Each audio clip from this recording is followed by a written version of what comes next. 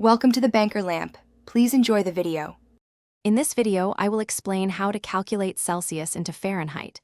We'll start by understanding the basic relationship between these two common temperature scales. Then, I'll walk you through the straightforward formula used for conversion. Finally, we'll apply this knowledge with a practical example, ensuring you can confidently convert temperatures on your own. This guide will make temperature conversions simple and clear for everyone. The core of converting Celsius to Fahrenheit lies in a simple formula. You take your Celsius temperature, multiply it by 9/5 or 1.8, and then add 32. For instance, if you have 0 degrees Celsius, multiplying by 1.8 gives you 0, and adding 32 results in 32 degrees Fahrenheit. This two-step process is consistent for all conversions. Let's walk through a practical example together.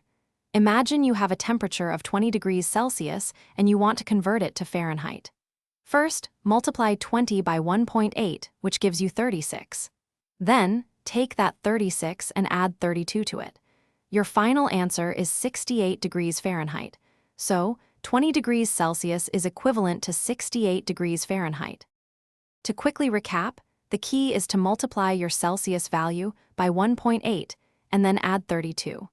A helpful reference point is knowing that 0 degrees Celsius is exactly 32 degrees Fahrenheit. This simple formula allows you to accurately convert any Celsius temperature into its Fahrenheit equivalent, making temperature understanding much easier in various contexts. Keep practicing for mastery. Thanks for watching. If this was helpful, leave a like and consider subscribing. See you next time.